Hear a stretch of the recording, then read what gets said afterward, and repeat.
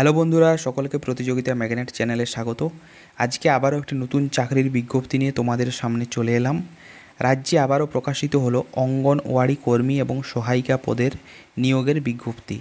এখানে class 12 pass যোগ্যতায় তোমাদের নিয়োগটি কিন্তু করা হচ্ছে। তো আজকের ভিডিওতে এই সংক্রান্ত ডিটেলড নোটিফিকেশানটি আলোচনা করব। তার আগে তোমরা যদি চ্যানেলের নতুন দর্শক হয়ে থাকো তাহলে চ্যানেলটিকে সাবস্ক্রাইব করে রাখতে পারো। তো চলো দেখে নিই আজকের নোটিফিকেশানটি। এখানে কিছু শর্তাবলী দেওয়া রয়েছে। প্রথম শর্ত হলো যারা আবেদন করবে তাদেরকে অবশ্যই মহিলা হতে হবে। দ্বিতীয়ত, এখানে শিক্ষাগত যোগ্যতা ক্লাস 12 পাস কিন্তু তোমাদের হয়ে থাকতে হবে। এরপর চলে আসি বয়স। তোমাদেরকে এখানে মিনিমাম বয়স 18 বছর কিন্তু হতে হবে এবং ম্যাক্সিমাম বয়স 35 বছর হওয়া যাবে। এর বেশি কিন্তু হওয়া যাবে না। এটি কিন্তু সমস্ত ক্যাটাগরির ক্ষেত্রেই কিন্তু এটি প্রযোজ্য। এরপর চলে আসি বাসস্থান সম্পর্কিত তথ্যে। তোমরা যে গ্রাম পঞ্চায়েতের অন্তর্গত বা যে গ্রাম পঞ্চায়েতে এই নিয়োগটি করা হচ্ছে সেখানে একমাত্র যারা পার্মানেন্ট রেসিডেন্ট অর্থাৎ স্থায়ী বাসিন্দা তারাই কেবলমাত্র আবেদনটি করতে পারবে। এখানে অনেকগুলো গ্রাম পঞ্চায়েতে কিন্তু আবেদনগুলো করা হচ্ছে, তোমরা ভিডিওটি শেষ পর্যন্ত দেখে যাও। এরপর চলে আসি এখানে সিলেকশন প্রসিডিওর। এখানে তোমাদেরকে কিন্তু 100 নাম্বারের পরীক্ষা হবে।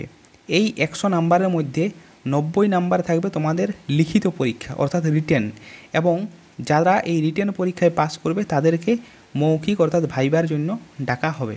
90 নাম্বারে তোমাদের যে রিটেন এক্সামটি নেওয়া হবে তার মধ্যে 15 নাম্বারের থাকবে 150টি শব্দের মধ্যে তোমাদেরকে অঙ্গনওয়াড়ি কেন্দ্রের পরিষেবা সংক্রান্ত জনসচেতনতা বিষয়ক একটি কিন্তু রচনা লিখতে দেওয়া হবে। এরপরে থাকবে পাটিগণিত, এখানে থাকবে 20 নাম্বার।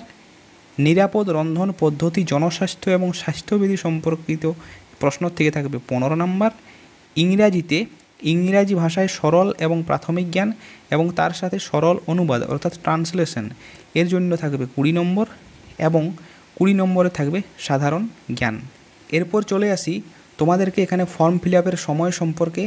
এখানে আবেদন অলরেডি শুরু হয়ে গেছে অর্থাৎ 25/7/2024 থেকে এখানে আবেদন শুরু হয়ে গেছে এবং এই আবেদন করার শেষ দিন হলো 25/8/2024 রাত্রি 12টা পর্যন্ত অর্থাৎ 11:59 পর্যন্ত।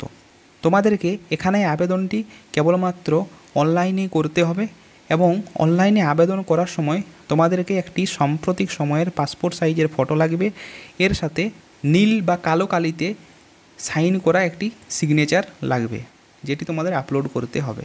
তোমরা যারা লিখিত পরীক্ষায় সিলেক্টেড হবে এবং ভাইভার জন্য যারা যাবে তাদেরকে বেশ কিছু ডকুমেন্ট কিন্তু সেখানে শো করতে হবে এবং সেগুলো অরিজিনাল কপি তাদেরকে দেখাতে হবে। তার মধ্যে প্রথমে রয়েছে তোমাদের জন্ম তারিখের প্রমাণপত্র। এর জন্য তোমরা মাধ্যমিকের বা এর সমতুল্য কোনো পরীক্ষার অ্যাডমিট কার্ড দেখাতে পারো অথবা তার পাস সার্টিফিকেট বা প্রবেশপত্র এখানে কিন্তু তোমরা দেখাতে পারো।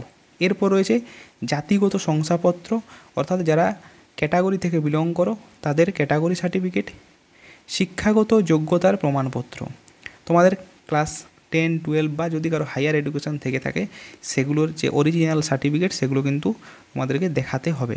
এরপর রয়েছে পার্মানেন্ট রেসিডেন্ট অর্থাৎ স্থায়ী বাসিন্দার যে সার্টিফিকেট সেটি কিন্তু শো করাতে হবে।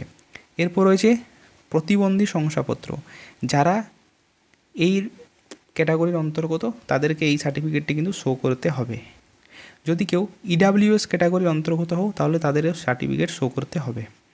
এই পোস্টে আবেদন করার জন্য কেবলমাত্র অনলাইন পোর্টালে কিন্তু আবেদনটি করা যাবে, অন্য কোনোভাবে এখানে কিন্তু আবেদন করা যাবে না। এরপর দেখে নাও তোমরা কোন ওয়েবসাইটে গিয়ে আবেদনটি করবে। এখানে একটি ওয়েবসাইট দেওয়া রয়েছে, এই ওয়েবসাইটের লিঙ্কে গিয়ে তোমরা কিন্তু আবেদন করতে পারো। এরপর তোমাদেরকে আমি দেখাবো কোন কোন জায়গা থেকে এই আবেদনগুলো নেওয়া হচ্ছে, কিন্তু তার আগে আমি দেখিয়ে দেবো এই আবেদনটি নেওয়া হচ্ছে বনগাঁ থেকে। এই বনগাঁ পঞ্চায়েত সমিতিতে কোন কোন পঞ্চায়েতে নিয়োগটি করা হচ্ছে এবং কতগুলো ভ্যাকেন্সি এখানে রয়েছে সেটি আগে দেখে নিই। এখানে দেখো বনগাঁ পঞ্চায়েত সমিতির অন্তর্গত বাঁ দিকে সমস্ত গ্রাম পঞ্চায়েতগুলোর নাম দেওয়া আছে এবং ডান দিকে কতগুলো শূন্য পদ সেগুলো কিন্তু দেওয়া আছে এবং যেগুলো ক্যাটাগরির অন্তর্গত আলাদাভাবে সেই ক্যাটাগরির অন্তর্গত কতগুলো ভ্যাকেন্সি রয়েছে সেগুলো কিন্তু দেওয়া রয়েছে। প্রথম গ্রাম পঞ্চায়েত দেখো আকাইপুর, এখানে মোট 8টি ভ্যাকেন্সি রয়েছে। বৈরামপুর 9টি ভ্যাকেন্সি রয়েছে। ছইঘড়িয়া 7টি ভ্যাকেন্সি রয়েছে। চৌবেড়িয়া 1 7টি ভ্যাকেন্সি রয়েছে। চৌবেড়িয়া 2 12টি ভ্যাকেন্সি রয়েছে। ধর্মপুকুরিয়া 8টি ভ্যাকেন্সি রয়েছে। দীঘারি 7টি ভ্যাকেন্সি রয়েছে। গঙ্গানন্দপুর 12টি ভ্যাকেন্সি রয়েছে। গাড়াপোতা 14টি ভ্যাকেন্সি রয়েছে। ঘাটবাওর 8টি ভ্যাকেন্সি রয়েছে। গোপালনগর 1 7টি ভ্যাকেন্সি রয়েছে। গোপালনগর 2 8টি ভ্যাকেন্সি রয়েছে। কালুপুর 10টি ভ্যাকেন্সি রয়েছে। পাল্লা 3টি ভ্যাকেন্সি রয়েছে। সুন্দরপুর 5টি ভ্যাকেন্সি রয়েছে। ট্যাংরা 4টি ভ্যাকেন্সি রয়েছে। তো মোট বনগাঁ পঞ্চায়েত সমিতির অন্তর্গত এখানে মোট 129টি ভ্যাকেন্সি সর্বমোট রয়েছে। এর মধ্যে বিভিন্ন ক্যাটাগরির কতগুলো ভ্যাকেন্সি সেগুলোও কিন্তু এখানে পরপর দেওয়া রয়েছে। এরপর তোমাদেরকে দেখিয়ে দিই যে কোন কোন জায়গা থেকে এই রিক্রুটমেন্টগুলো করা হচ্ছে। তাহলে প্রথমেই রয়েছে বনগাঁ, হাড়োয়া, মিনাখা, সন্দেশখালী 2, হাবড়া 2, বসিরহাট 1, বরানগর, বনগাঁ রুরাল, বনগাঁ আরবান, মিনাখা এবং হাড়োয়া এবং হাবড়া 2, বরানগর। এর সাথে রয়েছে বসিরহাট 1 এবং সন্দেশখালী 2। এই জায়গাগুলো থেকে তোমাদের এই রিক্রুটমেন্টটি কিন্তু করা হচ্ছে। তো আজকের ভিডিওতে এ পর্যন্তই।